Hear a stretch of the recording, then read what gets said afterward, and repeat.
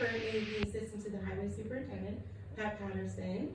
I'm also the dial bus manager, and I've been working with Olga, not as closely as I would like, and moving forward with bringing the town of Highlands up to speed with recycling, being that we control the sanitation for Highland Falls and Fort Montgomery. We've had success over the past few years, and hopefully as I get more involved and with the town and the committee, it'll just continue on the up road. Well, Hi, Debbie. Tiffany launched for the first time in Orange County, this recycling coach app. Yes, we were the first municipality to launch that app back in February, and it's been successful so far. We also just have that recycling coach app. It's an application on the phones. You can get it on the Apple Store or the Google Store. It's very helpful. I still use the tool. It's pretty cool. It's a what goes where tool. We all never know what is supposed to go where. It's just an ongoing learning process. So this little tool, it's a little search bar. You can type in, what do I do with a hardcover book? What do I do with a magazine? Or literally anything, and it'll tell you where it goes. The CPU. It's what? The CPU. Yeah. You can type in everything. Yeah. Everything. It'll have, and if it can't answer you, it'll send you to me. Yeah. Give Tiffany a call. She'll figure it out for you. But it's been very successful. I'm able to see on a monthly basis exactly how the residents are engaging in this app. I can see what their keywords that they're looking for, what they go into the app for. Maybe it's a reminder for the holiday schedules that go to their phones, recycling schedules, all sorts of stuff. I can also send messages through that and to reach the residents. Like last week, I just used it. Hey, we missed your garbage. We had 2 trucks that broke down. We'll get it tomorrow. So the people that do utilize that app got that notice right on their phone. So it's super helpful. It's another platform for me to reach those residents. So, yeah. And Bella?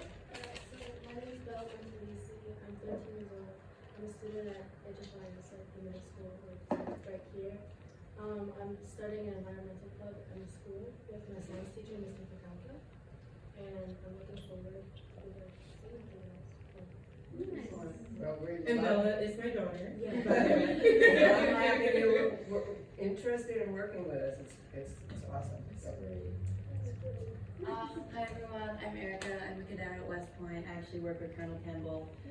I'm doing a project that's focused around Highland Falls and just like the sustainability, but I just recently reached out to Miss Olga and we've just been talking about how I can get involved.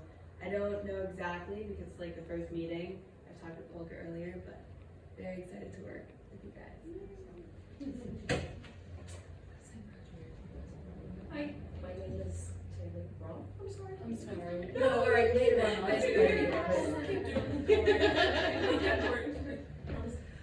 I work at West Point AMG. I taught at West Point for about 10 years. I live in Highland Falls. I'm pretty new. I came from downtown Jersey City. I married my husband who lived here, so I've only been here about 2.5 years.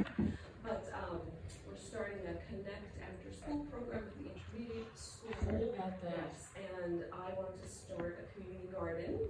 So that's how I kind of got in touch with Olga, and I thought it would be really good if the kids could have that direct experience and learn what through sort of hands-on experience what growing things is like. And I don't care, we're gonna have a pollinator garden too. Yes, and I don't know, personally I'm just an amateur herbalist and love animals, and I've always loved the environment and growing things, so that's me. Good for you. Maybe we'll tap you for an herbalism. Hi, I'm Karen Parashkilov. A while back, some of you may remember me from the farmer's market. I used to manage the farmer's market, and Olga and I worked together as a great team, getting that going and making it grow. I'm very much interested in environmentalism and anything to do with recycling and everything else. We've been doing it for years ourselves at our own home. Recently I started a photographer's salon. So for anybody who's interested in photography, we meet once a month and we share photography with one another, and we teach each other, and we have all kinds of other programs involved in that. If anybody's interested, I can give you the card. You can check it out online to see if you're interested. Or if you know anyone who's a photographer, send them. Anyway, I think that's about it. No, it's not. Oh, wait. Tell us about your Oh, solar. yeah. So, we went solar. One of the main reasons that this is a little bit greedy on my part was because I wanted something to be able to sustain during a power outage. And I was interested in having one of the Tesla batteries. But besides that, also interested in just the sustainability of having solar. And so it went through a whole process. Where can we put it? What can we do? Et cetera, et cetera. Do you have enough sun? So there's a lot of things that go into that. However, in the end, it's in. I have the Tesla battery. It's very interesting to look at your phone and find out where your energy goes. It's quite an eye-opener for anybody to really understand what goes where at what time. And during this entire heat wave, with the air conditioning on, now it's not a huge house, 2-bedroom house, $24 a month for electric. Oh. With the air conditioning blasting. Oh my God. So I'm here to tell How you, many panels do you have? Solar there's panels. about 24 if I And remember. the Tesla battery. You know, and the Tesla battery that's downstairs. And we don't have the best of direct sunshine, so we can't completely cover the roof. However, in the summer, it's really proven itself. The winter, the azimuth is a little different, so we won't get that, that much of a charge. However, it still contributes, and we're not wasting. Does it store? Does the battery store? Yeah, it stores. That's the point, is for a power outage. Okay. So you set it up, how much do you want it to store? Do you want it to go into charging your car? Do you want it to do this? Do you want it to do that? And you can actually watch, if anybody's interested later, I'll show you on the phone, you can see where it's going. Is it going back to the grid? Is it going to your home? Is it being split and going to both? So you can actually see where the energy Who did is you going. use to do this, to set this up? Sun Common. Sun come. They were in the farmer's market, right? I don't know if it was We them. had, we It had was a here somebody doing a else. presentation years ago. Yeah, years ago. There was someone else at the farmer's market a while back. Yeah, well, I don't know who it was for solar, I can't remember. But anyway, they were wonderful. They were kind of considered, they're ranked higher in New York. And they were they've been very responsive with everything. So I have no complaints. And they know their business. My big concern was that the roof was going to leak because they were drilling holes in it. And that's what we saved this house from. It had to be gutted and rebuilt inside because there was a roof leak. The people who were there before had retired out of it, and the house sat for a while. And so basically, I went online with all of the companies, the company they use for the drilling, and what kind of mechanism they use. I'm a scientist, I'm a chemist. My original background. So I had to see what was going on, and what they do is quite interesting. They have, So if you have any questions about solar, I should stop talking now. and Tesla, and the storage battery, Yeah. here's your go-to person, So, so it's great to hear, we've got a great cross-section of, interests and abilities, so I'm delighted that you're here, and let's keep growing and keep going. So let's go here with Sean. Sean Day is a software engineer by day, he says, and at night he puts on some kind of outfit, I don't know. Climate advocate outfit. So he came to climate action after seeing the impacts of Hurricane Irene and Hurricane Sandy here, and up in Vermont where he grew up. So he is where I met him as co-leader of the Mid-Hudson chapter of the Citizens Climate Lobby. So he'll talk a little bit more about that. And he's a state coordinator for the Climate Lobby and a volunteer with the Environmental Voter Project. So he's also a fan of trains, heat pumps, and electric vehicles. So if you follow him on Facebook, you're going to hear all about those things. So thank you so much, Sean, and take it away. Great, thank you, Olga. It's great to be here. It's always great to be in front of a bunch of folks that are engaging in the climate environmental space and just get to kick around and share things. So tonight what we're gonna do a little bit of a visualization exercise, and it'll be kind of interactive at points. So if you have like a piece of paper or a pen to write some notes down for There's yourself, pens like at the front if you need a pen. yeah, that would be a great thing to have, or just, you know, even on your phone if you want to take a note or two. It will be a little bit valuable later. When we have the quiz, right? Exactly, we have the quiz. I really don't have. Yes. I have a notebook that I can just take the sheets Oh, off. okay, yeah, that'd be good. Give everyone a second there, yeah. I know you didn't know there was gonna be exercises, but it'll be worth it. We wanna bring, okay, who needs paper over here? You need it? Okay, you have it. Great, perfect. Cool, so tonight, what I wanna be doing is I wanna plant a seed that grows in each of you. A seed about the idea, and that seed is an idea about the future that we were trying to create.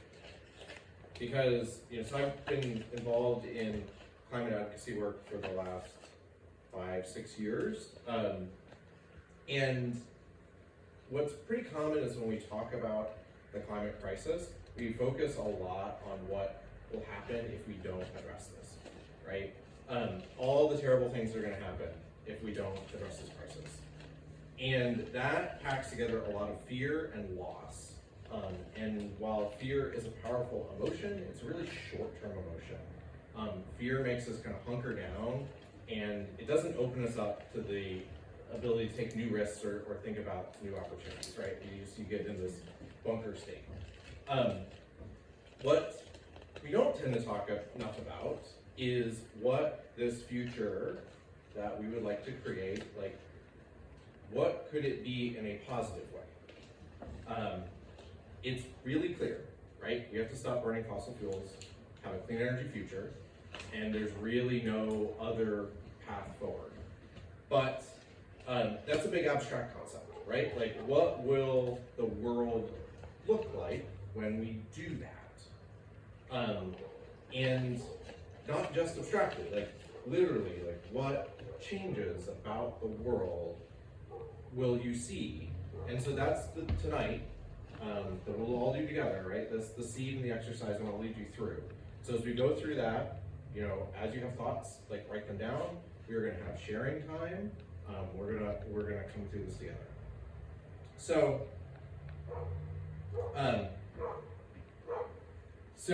you know, you've got folks have paper, those things to take notes on. Let's start with a simple question, right? In a future in which we no longer burn fossil fuels, what does it look like? Like, actually, like you walk out your front door, and what is different in the morning? What is different from the way it is today? Like when you look at houses, apartments, when you're here on Main Street, like what do you see that's new? What do you see that's not there? What's missing? And you know, think about that. But also, it's one thing to think about just what you see. We have a whole lot of senses beyond that, right? Like, what does the world smell like when we're not burning gasoline in cars? When we're not burning fuel oil in buildings?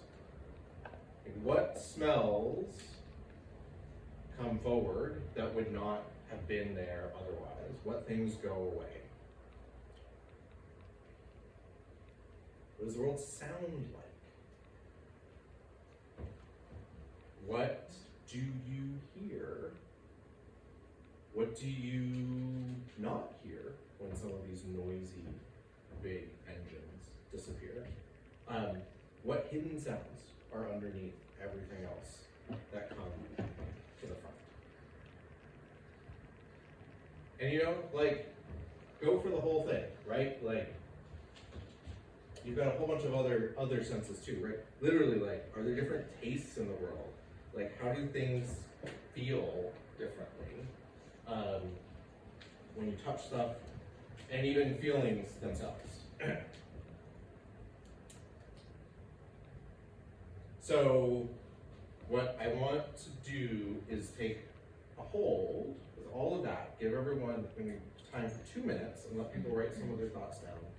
And then 2 more questions to ponder as we're thinking about this, and we'll start sharing afterwards. So these 2 other questions. What are you going to love about this new world? This whole new world? And at the same time, you can be honest, right? Like, you might miss something that was in the old world, right? As we create this new world, it's okay to have complicated feelings, it's okay to share them. You know, so what might you miss about the way things are now that would be different? Take a few minutes, explore your senses, think about day-to-day experiences, mundane stuff, right? Not the grand stuff, like literally like, how is my breakfast different? How is, you know, where I go to work different? And be specific. And we'll have 2 minutes of silence for some writing and thinking. And the little timer starts. Go to 2 minutes.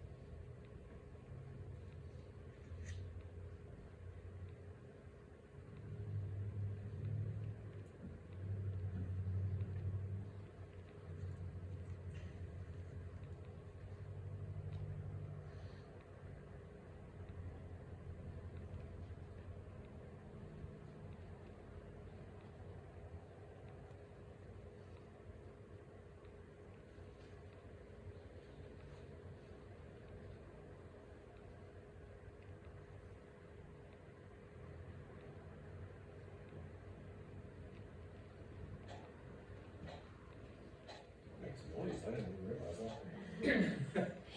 No, right. Okay, so let's get into sharing time and kind of build this vision together. And let's start with imagery. Anyone want to share like a thing that they saw in this world that they imagined? A much brighter, colorful outdoors. That's what I pictured, is walking out my front door, just being very much alive. Mm-hmm. Great. No, absolutely. Thank you. Yes. Machines, Now wash machines? like cars and stuff. Yep. No, absolutely. Great. Thank you. That's Yeah. what I saw, a brilliant sky, just a brilliant sky. Brilliant sky. Yeah. I grew up in Vermont, very rural Vermont, and one of the things I noticed, since I've been in the Hudson Valley about 25 years now, like going back up, it's like the sky is just blue right there, right? There's just like not the same haze on the horizon. And at night, The stars. Yep, absolutely. Like, so we will not have as much smoke Yep. from vehicles and power plants and all that, which cases up. Exactly. Yeah. When you look at the horizon, it looks a little like muddly grayish brown, right? Like that's, you're looking at pollution, right? You see that. Yep. Other shares.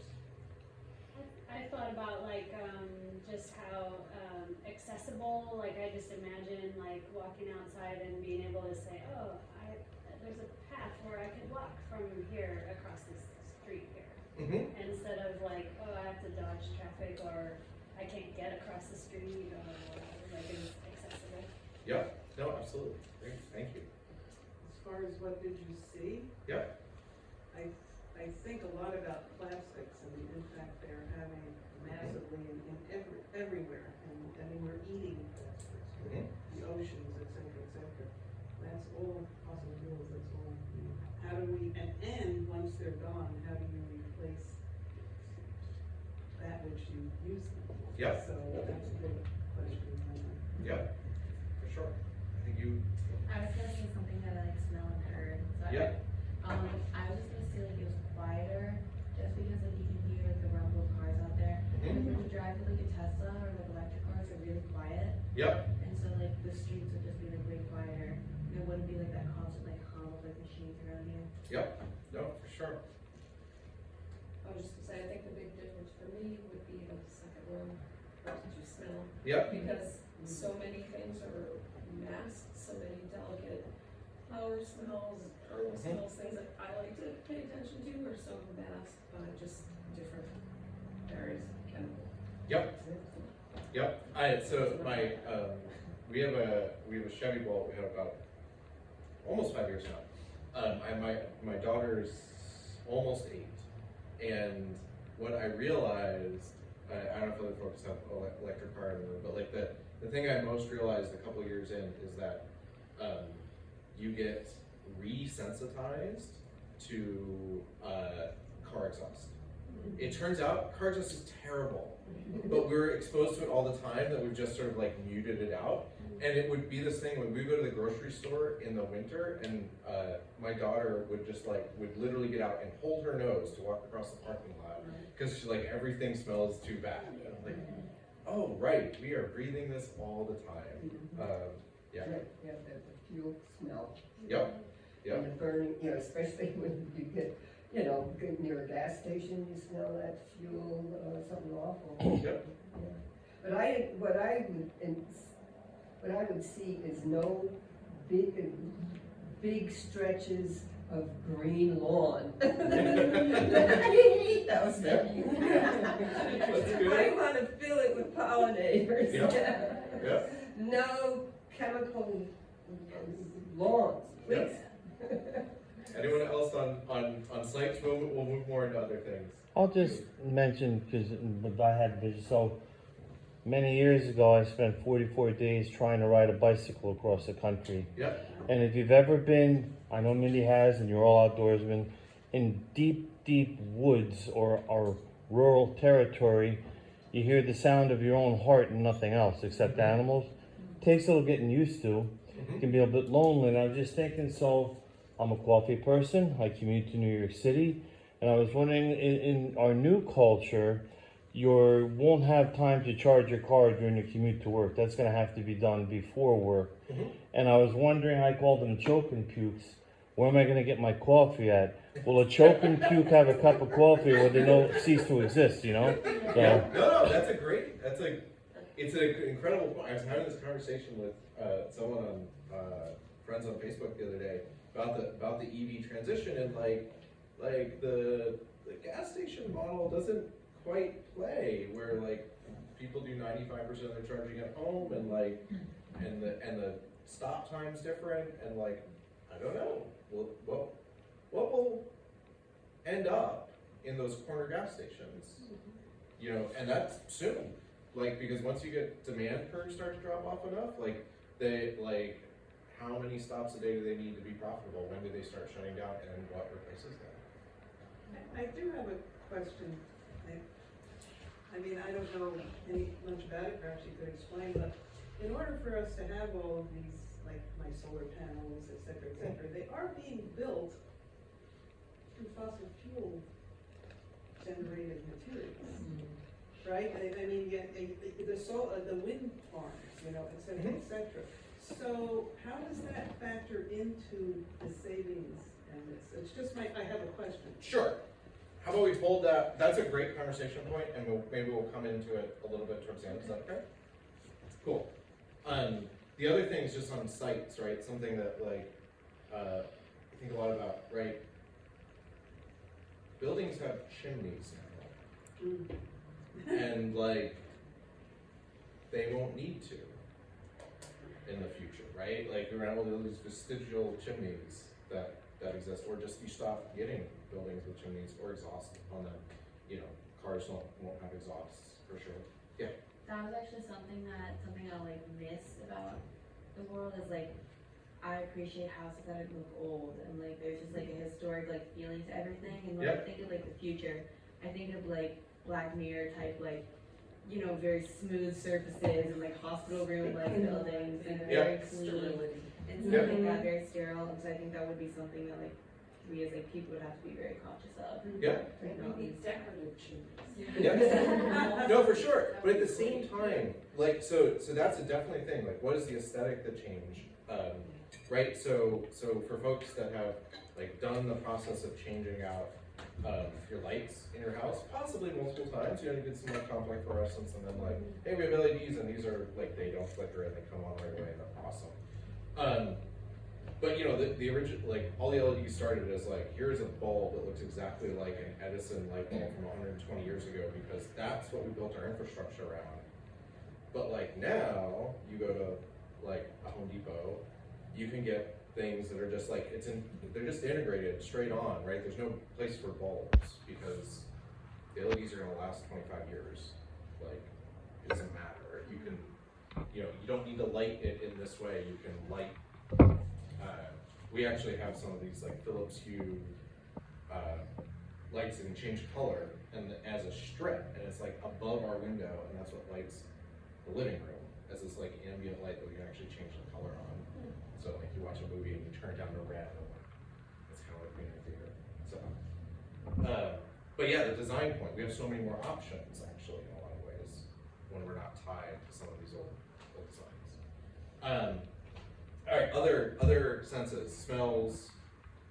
We had a little bit of smells. Just being able to hear the animals louder. Yeah. No, sounds absolutely.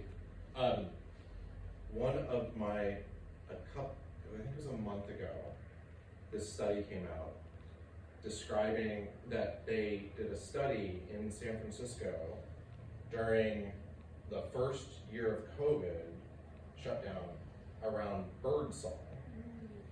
And it actually turns out that in noisy environments, birds effectively yell because like they have to be heard, and the complexity of their song drops substantially because of that. And when things shut down during the first part of 2020, like birds songs got more complicated and nuanced all throughout San Francisco. Like you got better bird songs. It's just a thing where you're like, oh wow, I didn't know that we could be gifted by that once we address some of these things. And that was just traffic going by. Right? And then there was the lights, all the little lights confusing the insects also. Right? And I don't know what it would be like before and after, or if there is, but I know that there has been an issue with that. Yep. No, for sure, right? Not everything's upside and downside. For sure, there's lots of possibilities here. So, what? Coming back to some of these other questions, like any other things, what do you love about this world that you just created in your mind? Oh, the new world? Yes. Or the old? Let's start with the new world. What do you love about the new world that we're gonna create? I can imagine that it's like very convenient. Like, you're driving, and it's like, the Tesla example, and you're driving, you can like just fix everything on your screen. Yeah. Just keep driving. Nothing is like, oh no, I'm worried this is gonna break down, or oh no, like I have to go fill up on gas, it's gonna cost me $100, you know? Yeah, that's great.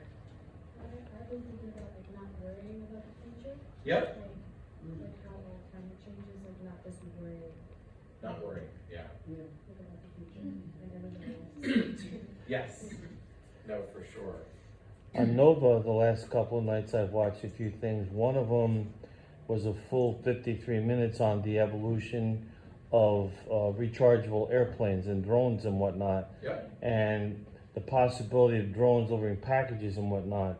And while that sounds nice, and it may be nice, you have that many things in the air, I can imagine migration patterns for birds would be all messed up. Sure. So not everything would be milk and honey. Yeah. Yeah. No, absolutely. That's true. That's why we have to anticipate those things and we don't blunder into making those mistakes. Exactly, right? Yeah, just you can't always assume positive outcome, but you can.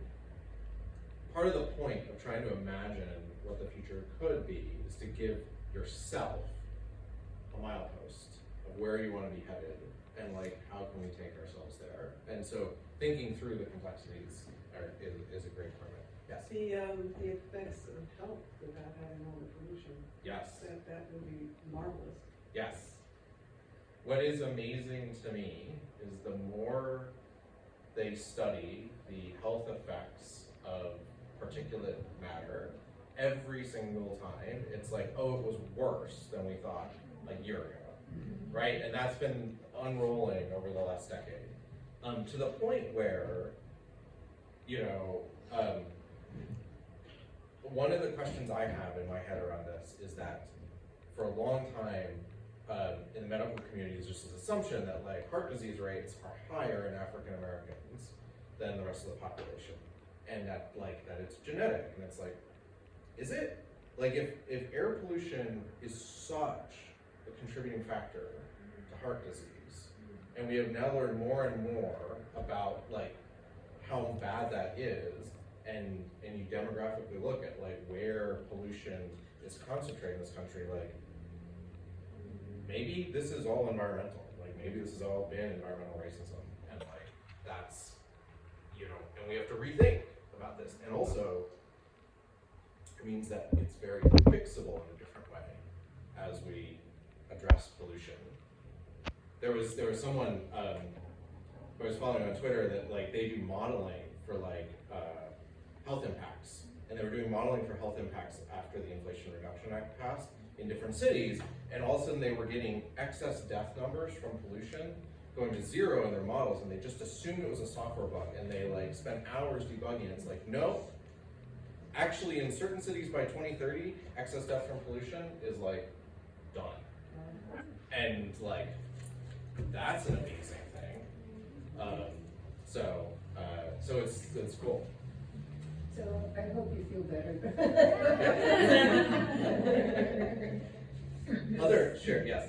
I thought that it would be so much nicer if things like slowed down, and so like when you just are living your life where you just have enough, like you just have what you need, then it's not all this like go, get, like I'm gonna miss out, because things will actually need to be like curated and whatever. It's kind of like that good feeling you have when it takes you a long time to like bake a special cake or something, and then you're just like, oh, it's so good, you know? Yeah. Like everything will take a little bit more effort of actually like you making the effort, not the easy button with like burn some oil and make it, and then you'll like savor things, you know, because like you appreciate it. yeah. Yep, absolutely. You just made me think, because I was going to say more integration with the cycles of nature. Mhm. So when you said slow down, to me, that we can live in the world a little bit more instead of, I don't know, on top of it. Yeah. Just going through the motions. Yeah. The majority of us do. Yeah. More mindful. Yeah. Mindful, exactly. Other things you love about this new world? Going off what Mindy said, sort of, just maybe we'll engage in dialogue rather than simultaneous monologue.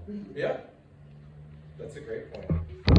I was just listening to David Roberts' podcast, his Volts podcast, and it was with a couple that just wrote this new book about the sort of ways cities shape us, and they had moved actually to Denmark to help with some transit stuff. They'd been working on transit stuff in Vancouver, but just like how much you know, current American culture is really based on like, you go out your front door and you get in a car and then you like transport yourself somewhere else and you're not like, and that isolates you from the interactions with your neighbors, friends, whatever, and like, you know, you can do a lot of place-based design that changes that pattern, where you are just like interacting at human scale instead of highway scale, and then that interaction is a lot more positive.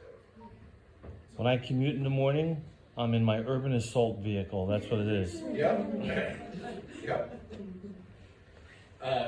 Great. So any things that we're gonna miss about the current world? That depends. Okay. Well, I mean, right now we're blessed to have wonderful heat that comes through fossil fuels maybe, or Yeah. electric. We have air conditioning when it's 9,000 degrees out, like it was this summer. There's a lot of water, right? Water is a big, well, that's a whole other topic. Yeah. But I would miss heat in the winter if there wasn't an alternative way to get it. I'll just say. Sure. There's lots of good alternatives to get heat in the winter for anything. So, Yep. so to the point, like, how would that change? Yep. And I would be happy to see it change for the better. Yep. But I would certainly like to still have that. Yep. Anyone else? As I sip my soda over here, I really have an addiction to soda. I've been trying to drink less of it, but I still like drink one soda a week. But I'm thinking this is carbonated with CO2. I think I would not. Like if I really, like, why do I need like little CO2 bubbles? That's fair. That's it, I'm That's addicted right. to So- CO2 bubbles. No, in all fairness, I did the math at some point. We have a soda stream at home, and I was like, all right, like, what is this really? So all the CO2 that like gets used over the course of a year in our soda stream, I think is the equivalent of like 2 gallons of gasoline. Okay. It's like almost nothing. So, you know. Maybe I could like plant some more trees in. There you go. That's a good idea. That's a good idea. Plant more trees. Erica, you have something? Yeah. Yeah, I was just gonna say, like, I can imagine in a world where we take your fossil fuels, our awareness and just like consciousness about like environmental things obviously increases. So then like disposable culture would just like, I mean, I'm not like obviously promoting like disposing things, but like little things, you know, like napkins and like little things like that. I'm sure like we would reduce all of that usage, and so just like, again, like taking away that convenience. There's always alternatives. No, absolutely. Yeah. Yeah, that's something that I would miss as a full-time working mom of 3 with a 1-year-old at home, and the convenience has gotten me through this past year and a half tremendously. Yep. So I Yep. would definitely miss that. Yeah. And figuring out how we, you know, I mean, because we have to support people in the lives that they've got. So like what version of that can we make that is sustainable, for sure. And then I suppose the last thing is all the people who have jobs in these fields, how does that weigh on? Yeah, no, absolutely. Yep, that is definitely a thing to be considered quite a bit. Yep. Any other shares? Okay, so with that, right, that was our exercise tonight. That exercise is the seed. That, you know, each of you created kind of your own vision of what are these things, what can I see, like literally see, and what do I love about that? And that world is yours, but keep it, right? Like, and here's my challenge to you. Once a month, for 10 minutes, go back to it and just think about it, right? Use it as kind of a compass of what is it, you know, the change you want to make in the world. You can only make that if you have an idea of where you want to head. And a positive version of that, like a thing you're not running away from, but a thing you're running to. Like, why is that the thing you want to create? And, you know, like, let that grow. Share it with friends. Talk with friends about this. One of the biggest ways that we get collective action on climate is by people realizing that everybody else is concerned about this too. We just don't kind of talk about it enough. and that like you don't have to just be afraid of it. Like there are these really cool things that you would get out of it, and get them excited about this world we're going to create together. A better world, right? This is a better world, and it's a more just world. So with that, I'm going to do a little bit here, and then I'm going to field whatever other questions people want to have and talk and discuss more about. The first thing I'm going to do is, I would be remiss to not like do a real call to action as part of this too, right? We envision this world. And the big thing is, how do we make it come sooner, right? We know we're going to get there. Like there is actually no other path than us getting there, but time matters. So the first thing I want to make sure people are aware of is a month ago, the United States passed the biggest piece of climate legislation it has ever passed by like a factor of 10 with the Inflation Reduction Act. And it was, we actually were working to help try to push this forward for 14 months. It died twice. And It was under a different name. It was under a different name. It was under Build Back Better, yes. Yeah. It was still using literally the same shell of the bill to get it through, right?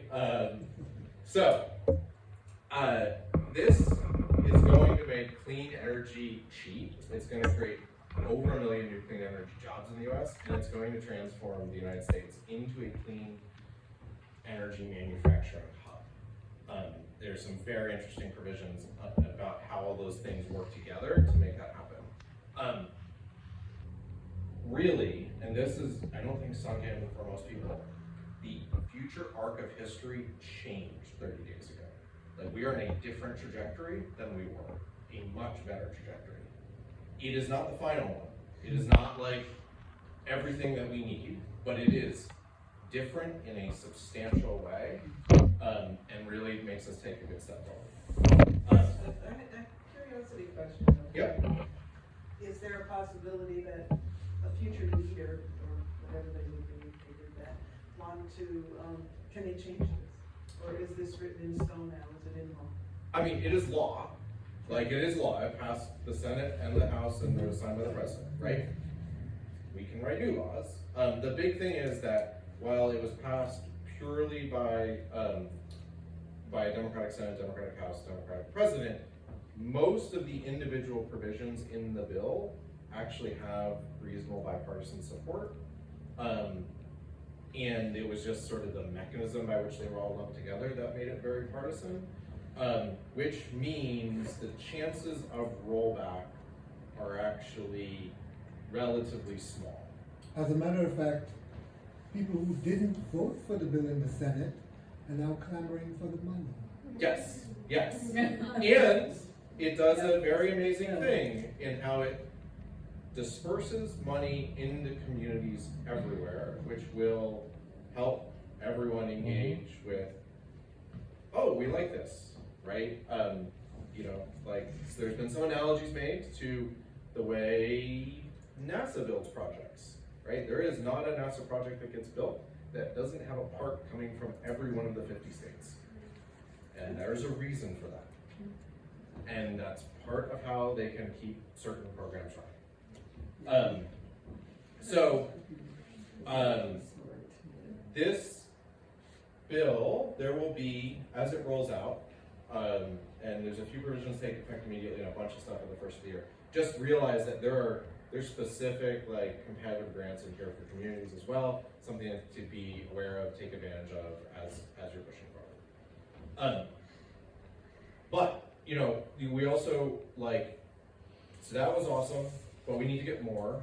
The Inflation Reduction Act puts us on a pathway to a 40% reduction from our highest emissions by 2030, but we actually need to get like to zero or net zero, which means we need to get like almost to zero and then like fudge a little at the end by 2050. So, and realistically, like we need to do it as soon as possible.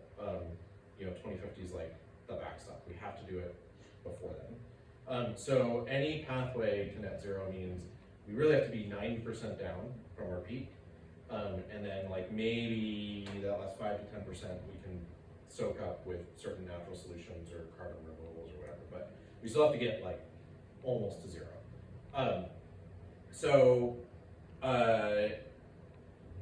There are a couple other efforts that I'm involved in that I wanted to stick on folks' radar. The first of which, as Olga said, Citizens Climate Lobby, that was where we met, because Olga was a volunteer as well. This is a nonprofit, nonpartisan organization whose mission is to create a political will for a livable world. So, like, what does that mean? It's volunteer-led. There's a national organization, but chapters are volunteer-led. I'm a volunteer. I do this locally, and we work on climate outreach, and we work also specifically on training folks, other volunteers, regular people, how to sit down and engage with their member of Congress or their local state elected leaders and talk climate policy and actually ask for specific things to move the ball forward. So like in the before times and starting again, like in June, we'll go down to DC and have a couple-day conference and then actually send 1,000 people on to Capitol Hill, go meet with 550 offices and every political party, every place in the country, and sit down and talk, like, here are things we need to get past. And engage in a respectful way that helps move all offices forward on the issue. So, if you are interested in that sounds intriguing to you, cclusa.org is the overall site. And more specifically, we are doing an online climate advocate training for that on September 29th on Zoom for folks just in New York, and the link is there as well. And I will pass this around at the end. This is just a sign-up sheet. Again, if you're interested, getting more emails from us, we have a monthly virtual chapter meeting, and then we do actions within the communities. I can put in a plug for this, really. I did do the advocate training, and I did go to our local legislators and sat down and talked to them. And it's a great experience, a great learning experience for yourself. They appreciate you bringing things to their attention that they may not be on their radar and may not be on their priority list too. So it's up to us to make it a priority for them. But it's a great experience, and it builds your own self-confidence in talking to leaders, people that you need to work with to make things happen.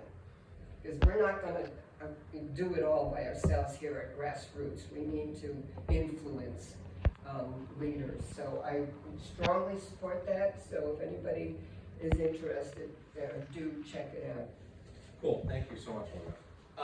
And the other thing I want to highlight, this other organization that Olga talked about that I'm a volunteer for is the Environmental Voter Project. They came on our radar a couple years ago. We actually partnered with them from Citizens Climate Lobby. So, crazy fact, environmentalists, and by defining environmentalists as people that if you ask them in a poll, their #1 issue was the environment or climate, their voter turnout rates are less than the general public. That is shocking. It is shocking for everyone when they first experience that. This fact is one of the reasons why a lot of elected leaders only consider like climate, environment sort of like a secondary issue, because the reality is, right, like they are looking to win 50% plus 1 vote in their district, and it's like, what things that I support will get me 50% plus 1 vote, and if the people that care about the environment don't come out to vote, like they're not going to get me the plus 1 vote, and so like, it's not my top thing I'm going to talk about. So, the Environmental Voter Project, the guy that started it, he was working on campaigns in Boston, and he sort of realized this when they were seeing the polling. And what they created was an organization that does something nobody else does, which is they use modern data science to identify people that would rank climate or environment as their #1 issue. They get that data set and they cross-reference it with voter rolls. Who you voted for in an election is secret, but the fact that you're registered to vote and whether or not you voted in any particular election is public record. And so then they cross-reference these two lists and said, let us find people that are already registered to vote that only vote in presidential elections, and then contact them. Phone, text, digital, canvassing, not telling them who to vote for, not pushing them on the issues, they're good on the issues, just, there's an election coming up. Your neighbors are voting. Are you voting? And with pretty simple behavioral science messaging to just instill a habit change of like not going to the polls to go to the polls. That's all it is. So it's friendly interactions. Like the phone banking is not like you don't get yelled at by people because like all you're saying is like, did you know that you have an election coming up in 4 weeks? Did you know that early voting starts in 2 weeks? Are you interested? Are you planning to vote? What is your plan to vote? And it's kind of amazing.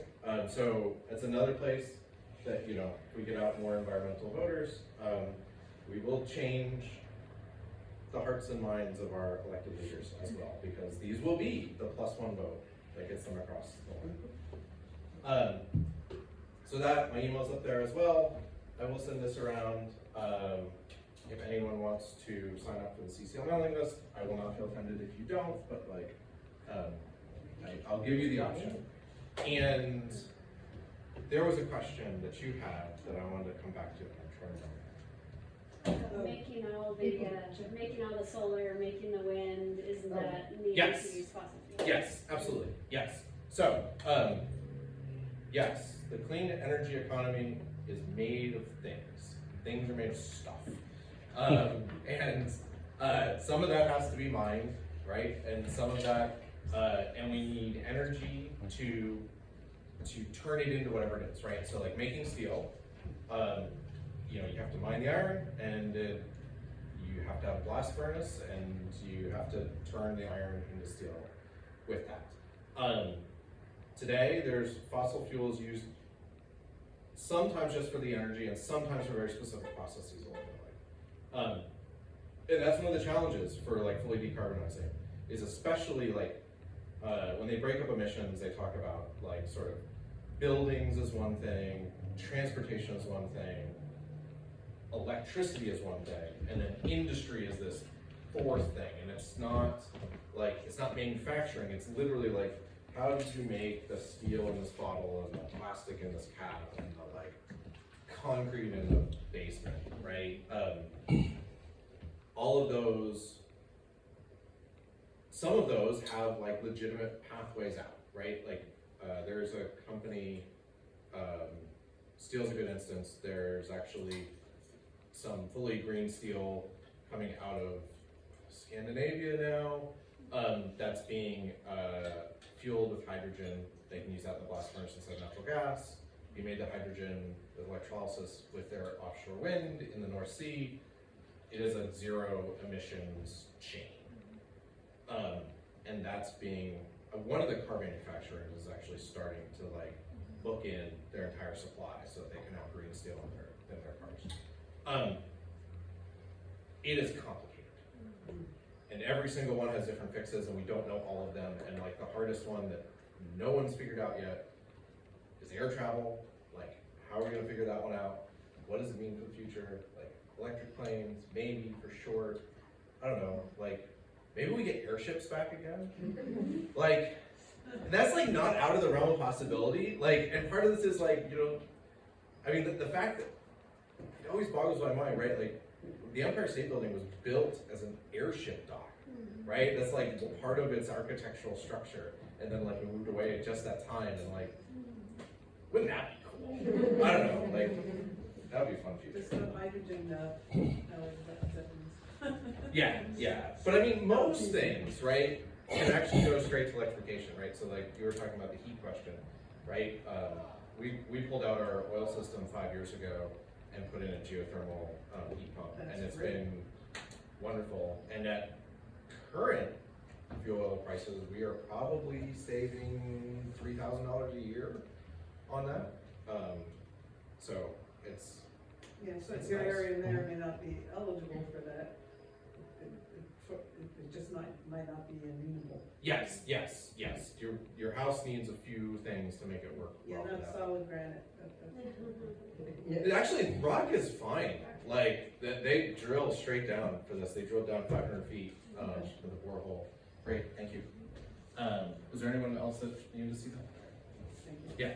I was just gonna make a comment on that. So the other concern, I think, is not even just like fossil fuel for electricity, but there are so many uses that we actually do still need petroleum for, medications. Yep. And things like that. So the concern is like how, if we run out of fossil fuels, we're actually crippling ourselves for the few things that we are probably still gonna need a little bit of petroleum for.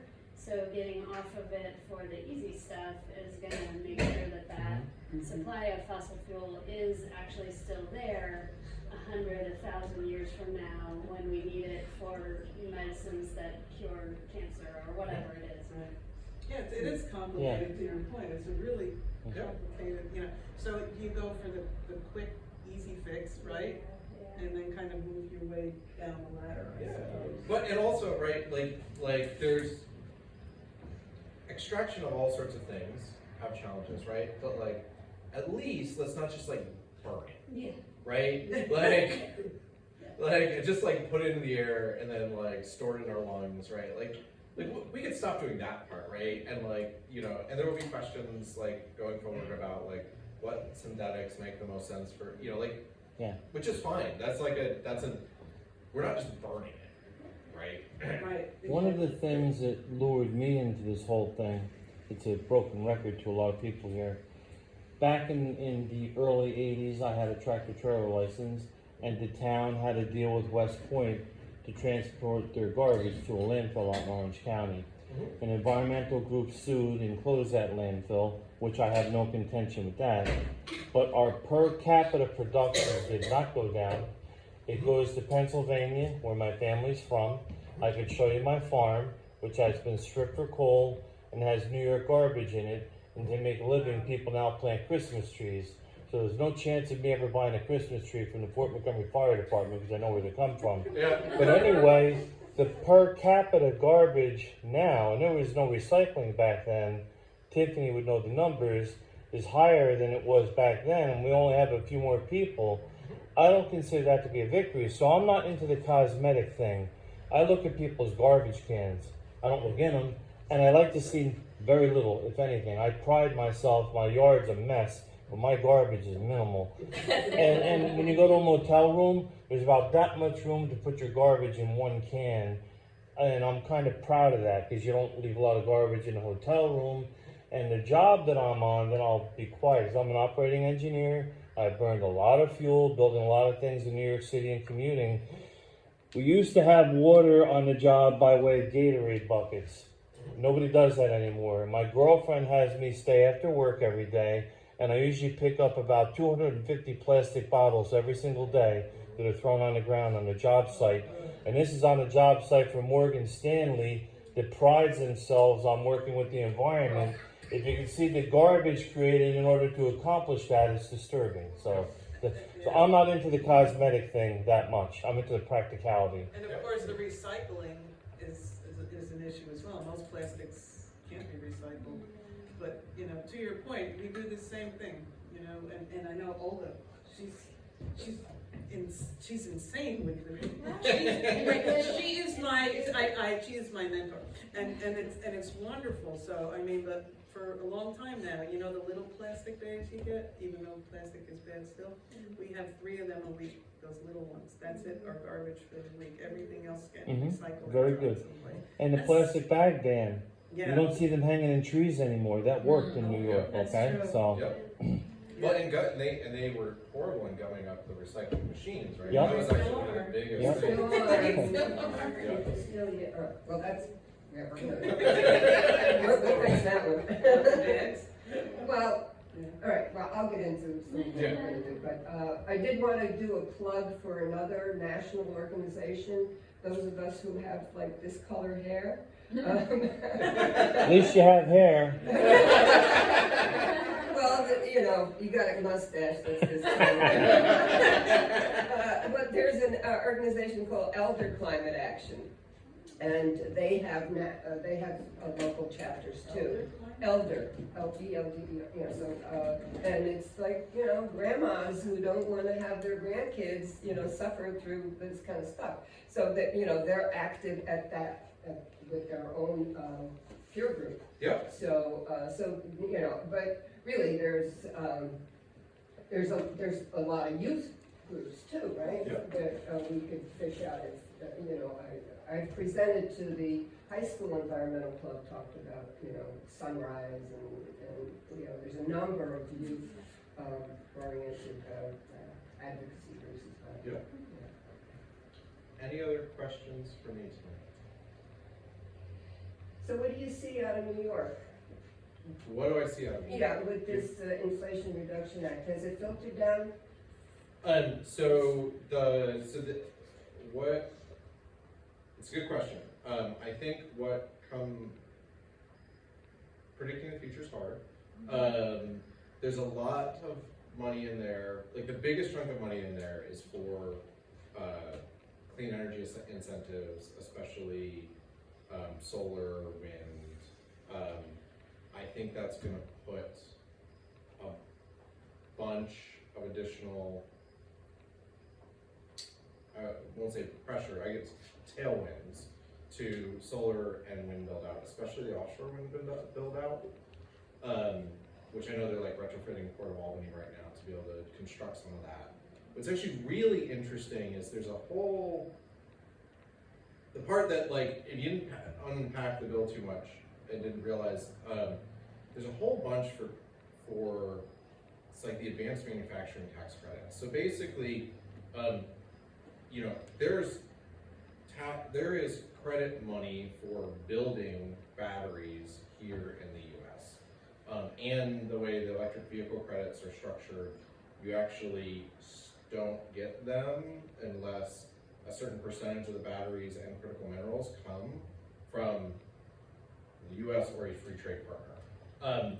And the net of that is, I think we're gonna see a lot of like wind and solar manufacturing that I think New York could capture parts of that. I think that there's gonna be a bunch of battery manufacturing that may get captured as well. I think we'll definitely see like a big clean energy build out from it.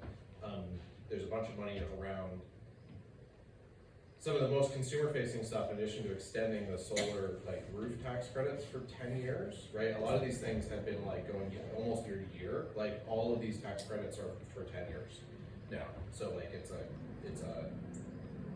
fixed market of incentives.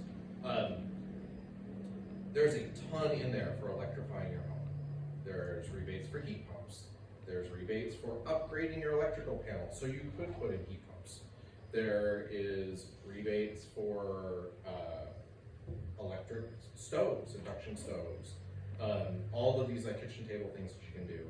And unlike before, some of the home improvement stuff was like you had a lifetime limit. It's like, nope, there's like an annual, there's a certain amount you get, and you get an annual limit every year, but like you can take it every year for all 10 years. And there's income brackets with it, and so actually below certain income thresholds, there is a upfront like bulk, like I forget if it's like 70 or 80% of the price covered for it. So there's actually, it gets targeted pretty nicely at lower income communities that like would not necessarily have access to to electrifying their home otherwise. And again, when we talk about air pollution, the thing I was really surprised no one said, and what I'm gonna miss, is my gas stove. Because that's the thing, that's like the third rail. I don't have one. Yeah. So, gas stoves are like incredibly terrible for indoor air pollution. And like, again, we're like learning more about this all the time. Like, even if it's well vented, like the nitrous oxide levels in the house go like way up, like very quickly, which is not good for your cardiovascular system. So, and again, like some of the folks that get most impacted by that are like renters, lower income renters, that's just like what's in the house and they didn't put a vent in correctly and like such. And so like electrifying, making it easy to electrify all those spaces is great. And induction stoves are literally the most awesome thing that's ever existed in the universe. Like, yeah, this is this. And every time I explain this to people, they're like, what? So, you know vaguely how a microwave works? Is like, the microwaves vibrate the water molecules in your food, right? And then as the water molecules start to like slow down as they bump into things, they give off the heat. So like, an induction stove doesn't make heat. An induction stove is a pulsating magnet that vibrates the iron in your pan, and then your pan gets hot because of it. Like, it does not make heat. It energizes your pan gets hot, and that's how it cooks things, which means it uses like half the electricity of like just a standard electric stove that you just like heat up the element, and like the surface isn't hot. It's super responsive, just like gas. Like, you just, because it's an electromagnet, the moment you turn it off, it's off. Like, we're not energizing the pan anymore. And I mean, this starts getting to like weird sort of high-end design things, but like, you can put these magnets like under stone, because again, you're not like heating the surface. So people are building these custom kitchens now where like the induction range is in their granite countertop. And I do not. I have an induction stove. It's awesome. But like, and you're just like, oh yeah, I just put my pan on my granite countertop, and there's like a knob, and like the pan gets hot, and the countertop doesn't. I think there's certain types of metal. Yes, so it has to be ferromagnetic, right? So cast iron's good, and like 1810 stainless. Yeah, like it won't work on an aluminum pan or like a copper, but like. A good excuse to go out and buy a long. Yes. So anyway, so this is an awesome thing. I do realize some people miss their gas stove, but you will love induction more than your gas stove. Any other? Actually, most of us here don't have gas, probably. We have electric. Well, I have a very sad commentary about that. Yeah. That, where I live, there is no gas because they just never could get through the rock. So there's a big project in my neighborhood where they're putting in new water and sewer type stuff. So while they have the ripped up, the roads ripped up, the Central Hudson is coming to push. Yeah. And I'm like, people, we are getting rid of fossil fuels. We're trying, let's you know, I would like to see if there's some like that advocacy business we could do to keep Central Hudson from doing that. Mm-hmm. They should not be allowed to lay down any more of those kinds of The lobbying is getting out of control too. Have you seen these television commercials now from the gas industry? They're pushing, they're like, yes, we're doing this, we need to reduce our carbon footprint, so the future is in natural gas, and that's less carbon footprint. Yes. So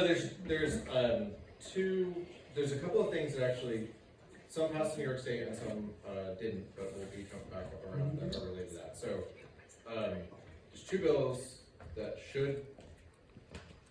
will be active again in this next session. One of which was to, right now, there's an issue around hookups where like basically the hookup doesn't get paid by the homeowner, it gets paid by the ratepayers. And it's basically a big incentive to like hook up people's homes because they don't need to do that. And so there's a bill to like change that, be like, no, you want to hook up new gas, the homeowner's got to pay it, right? Which is like $1,500 or $3,000 for that, instead of it just being like everyone else at the Central Hudson customer pays for that. I mean, they obviously push back about that, but there's a bill for that. The All Electric Buildings Act may see some good headwinds this time, which is setting a date, and I think right now it's 2025, where you can't build a new building with fossil fuel infrastructure in it. And you know, there's a whole lot of old buildings we gotta deal with too, but like, that's a good move forward. There was a bill which no one knew existed and popped up and passed in the last couple days of the session, which is really interesting, which allows utilities to build, own, and operate geothermal heat networks, which they did not have the authority to do before. And the expectation is we'll see a few pilot projects out of this. It's good. So instead of, right? So what utilities do today, like they, you know, like Central Hudson, right? They own networks. They own networks of poles. They own networks of gas. Like they could own a district heating geothermal ground loop, which instead of connecting your house to gas, you would connect to their heating district. That's cool. And they know how to run networks like that, and they know how to run those underneath the ground and like connect up homeowners. And it would be a way to get your heating and cooling from the ground instead of that. So like that was really cool. It just sort of popped up. It was clearly being like negotiated sort of quietly so that it didn't get so much opposition, but it's cool. I thank you, and I believe in the need to reduce natural gas. So I'm just going to be a little bit deflating here. I still use propane because my electric service isn't big enough for an electric stove. Yep. The price of propane hasn't changed, so it's been pretty good all the way through. I've had maybe 5%, so that part's good. And in my operating engineering career, 2 of the projects I've worked on since before Indian Point was going to close were Cricket Valley and CRV in Middletown, both of which are fully natural gas to produce your electricity. A little bit disappointed that's the route that we went, but that's how it went down. Yep, for sure. The good thing, I mean, the electric service thing, right? So like, starting January 1st, you can get tax credit to actually upgrade your electrical service. I will. As well. So, Cool, really? yes. How long ago would it have to have been installed? Is there? After January 1st. No, It's not but I retroactive. mean, how old would it have? It's just so if you have 100 amp service now, you're gonna need 200 amp service to run heat pumps and Because ours is like 19 years old from when it was done, so I don't know if that means anything. if you have 200 amp service, you have enough power in your Yeah, house. we do. Yeah. Yes. Just curious. So, California has passed a bill where they're going to ban the sale. You can still drive. Yes. But they're going to ban the sale of internal combustion vehicles by 2035, which will actually speed up the production and sale of electric vehicles. And I'm wondering if anybody has thought to the future about the sourcing for the battery material, lithium. People say that there's a limited supply in the world. I don't know how they know this when people are still digging for oil in various and sundry places, but you can't know that unless you have, mined for lithium in other places. But the other thing too, as we know right now, when we saw that the president had to go to Saudi Arabia to beg them to increase production because they had another enemy in the oil business